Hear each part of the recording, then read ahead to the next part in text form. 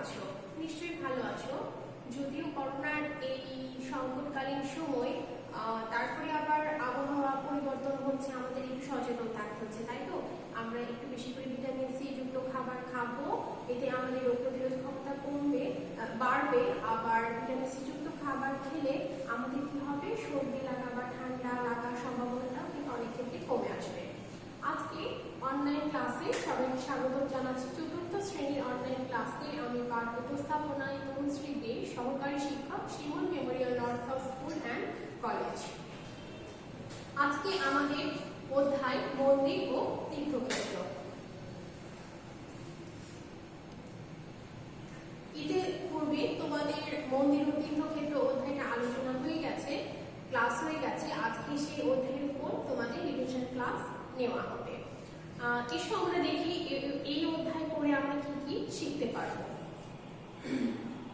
মন্দির সম্পর্কে জানবে, জগন্নাথ মন্দির সম্পর্কে ধারণা লাভ করতে পারবে, তীর্থক্ষেত্র সম্পর্কে জানবে, রথযাত্রা উৎসব সম্পর্কে জানবে, জন্মাষ্টমী উৎসব এর বর্ণনা করতে পারবে।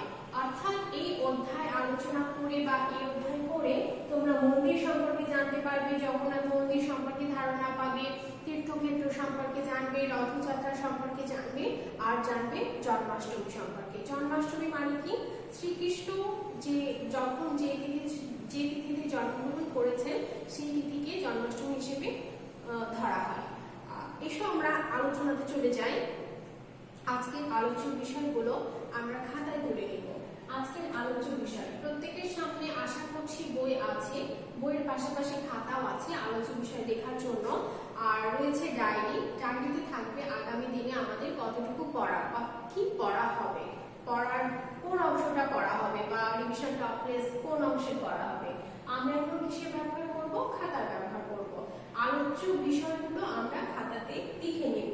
প্রথমে আছে মন্দির, জগন্নাথ মন্দির, তীর্থক্ষেত্র, রথযাত্রা, জন্মাষ্টমী। আমি আবারও বলছি, মন্দির, জগন্নাথ মন্দির, তীর্থক্ষেত্র, রথযাত্রা, জন্মাষ্টমী। আমার বলার সময় নিশ্চয়ই তোমাদের লেখা হয়ে গেছে, আলোচ্য বিষয়গুলো তোমরা এই সময়ের মধ্যে খাতায় তুলে নিয়েছো। এরপরে আমরা আলোচনাতে চলে যাব।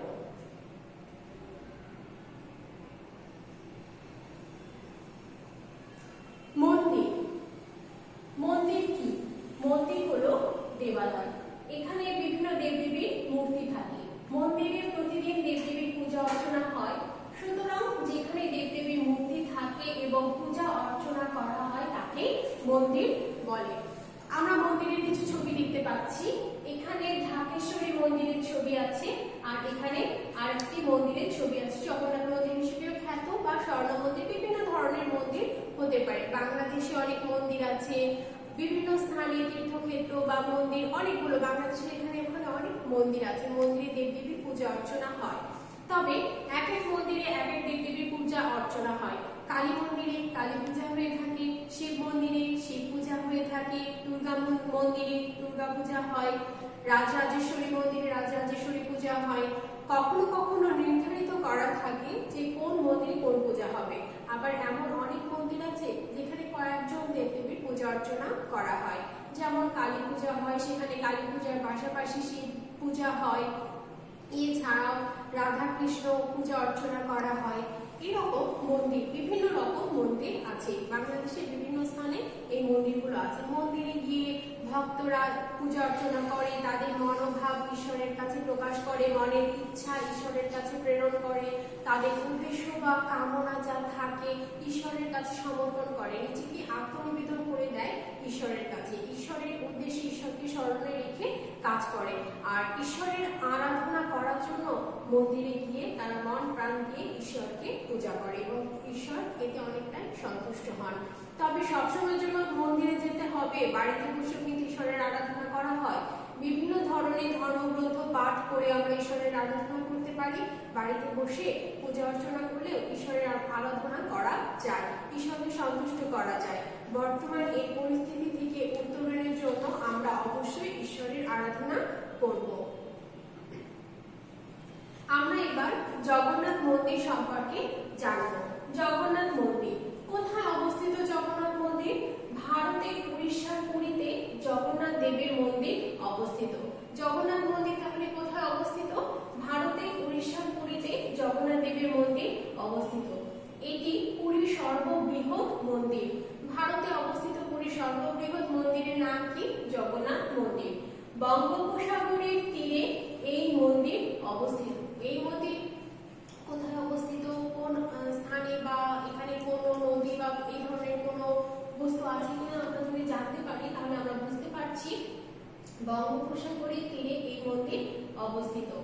দ্বাদশ শতাব্দীতে জগন্নাথ মন্দিরটি পাথরের বিশাল উঁচু স্থানের উপর নির্মিত হয়। কখন নির্মিত হয় জগন্নাথ মন্দির? দ্বাদশ শতাব্দীতে। কোথায় নির্মিত হয়? পাথরের বিশাল উঁচু স্থানের উপর। মন্দিরের প্রাচীরে 4টি দরজা আছে। মন্দিরের প্রাচীরে কয়টি দরজা আছে? 4টি দরজা আছে। সিংহ দরজা, হস্তি দরজা, অশ্ব দরজা, ব্যাঘ্র দরজা। 4টি দরজা। কি কি বললাম? সিংহ দরজা, হস্তি দরজা, অশ্ব দরজা, ব্যাঘ্র দরজা। পুরীর রথযাত্রা পৃথিবী বিখ্যাত। এই যে পুরীতে রথযাত্রা অনুষ্ঠিত হয় এটা পৃথিবী বিখ্যাত। পৃথিবীতে এটি অনেক বিখ্যাত বা এর অনেক সমাদর রয়েছে। বিভিন্ন স্থানের মানুষ এখানে যায়। রথযাত্রার সময় অনেক জনসমাগম ঘটে, এখানে অনুষ্ঠান হয়। দেশ বিদেশের বহু লোক এই রথের মেলায় আসে।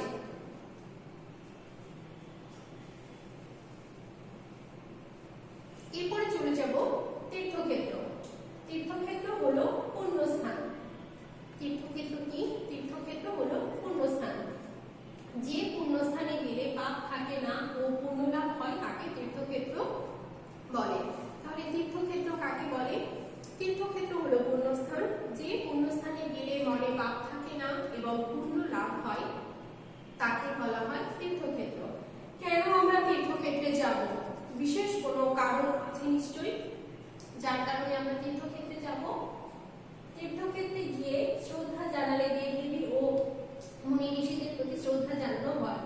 তীর্থক্ষেত্রে গেলে ধর্মীয় ভাবে উদয় হয়, মনে কোনো পাপ থাকে না।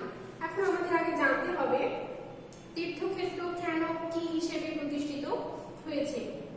আমরা নিশ্চয়ই খেতড়ি ধামের নাম শুনেছি, শুনিনি? রাজশাহীর প্রেমতলীতে অবস্থিত, তাই তো? নরোত্তম ঠাকুর উনি একজন বিখ্যাত মহাপুরুষ। শ্রী চৈতন্যদেব, নরোত্তম ঠাকুর, ওনারা তাদের জীবদ্দশায় সনাতন ধর্ম প্রচারের জন্য বা ধর্ম প্রচারের জন্য বিভিন্ন স্থানে গিয়েছেন এবং তাদের ধর্মীয় মনোভাবে তারা ধ্যান করে, সাধনা করে প্রতিষ্ঠা লাভ করেছেন। নরোত্তম ঠাকুর প্রেমতলীতে এসে সেখানে সাধনায় সিদ্ধি লাভ করেন এবং গুরুর সংস্পর্শে এসে তার কাছ থেকে জ্ঞান লাভ করেন। তো সেক্ষেত্রে আমরা খেতড়ি ধামটা কিন্তু তীর্থক্ষেত্র হিসেবে জানতে পারি। অর্থাৎ তীর্থক্ষেত্র মানে কি? মহাপুরুষরা তাদের জীবনের কোনো এক ঘটনা বা তাদের জীবনের কোনো এক মুহূর্ত সেই সময়টা সেই জায়গায় কাটিয়েছেন এবং পরবর্তীতে সেই স্থানটি অত্যন্ত পবিত্র এবং পূর্ণ হয়ে যায় এবং সেটি তীর্থক্ষেত্র হিসেবে পরিচিত হয়। আমরা কি বুঝতে পারলাম? এখন বাংলাদেশে আছে মন্দির বা তীর্থক্ষেত্রের মধ্যে বাংলাদেশে যা আছে তা হচ্ছে চন্দ্রনাথ। চন্দ্রনাথ কোথায় অবস্থিত? চট্টগ্রামে অবস্থিত, চট্টগ্রামের সীতাকুণ্ডে। চন্দ্রনাথ বাংলাদেশের একটি বিখ্যাত তীর্থক্ষেত্র।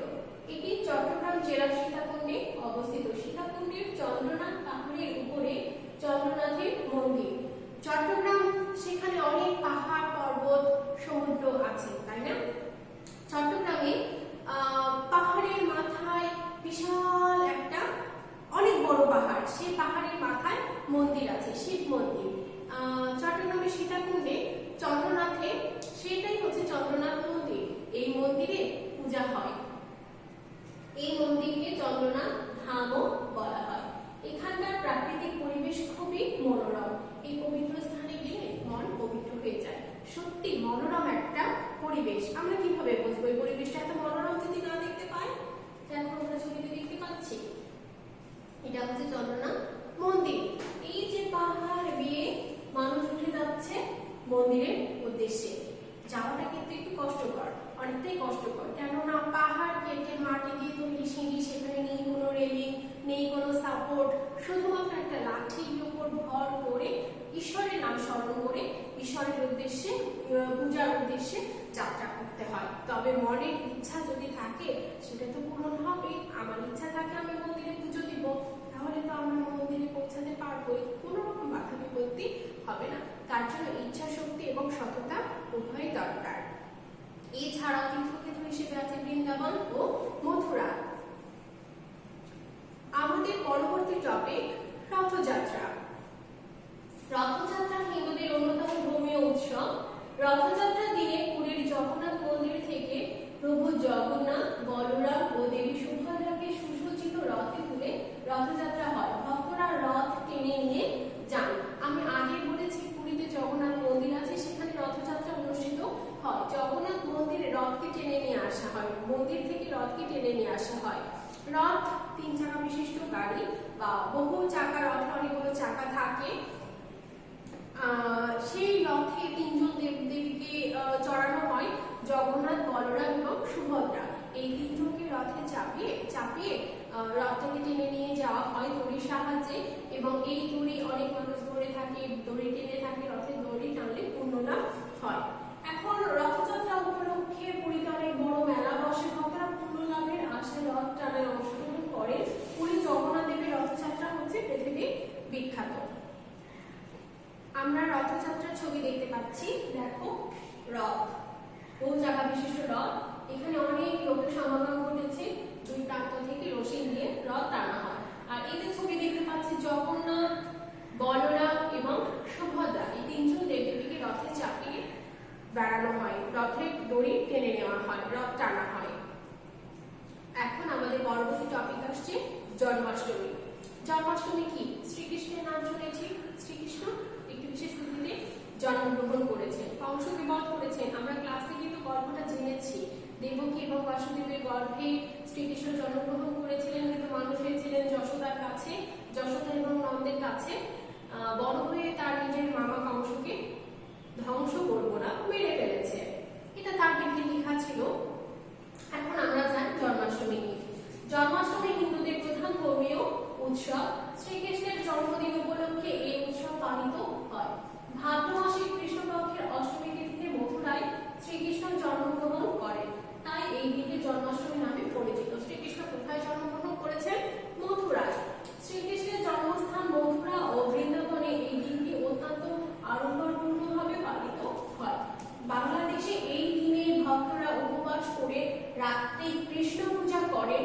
জন্মাষ্টমীর ব্রত পালন করলে পাপ মোচন ও পুণ্য অর্জিত হয়। জন্মাষ্টমী এখন কিন্তু সরকারি ছুটির দিন হিসেবে ঘোষিত হয়েছে। জন্মাষ্টমী দিনে ভক্তরা সারাদিন উপাস রাখে, রাত্রে কৃষ্ণ পূজা করে, এবং জন্মাষ্টমী ব্রত পালন করলে কি হয়? পাপ মোচন হয় ও পুণ্য অর্জিত হয়। আমরা শ্রীকৃষ্ণের ছবি দেখতে পাচ্ছি।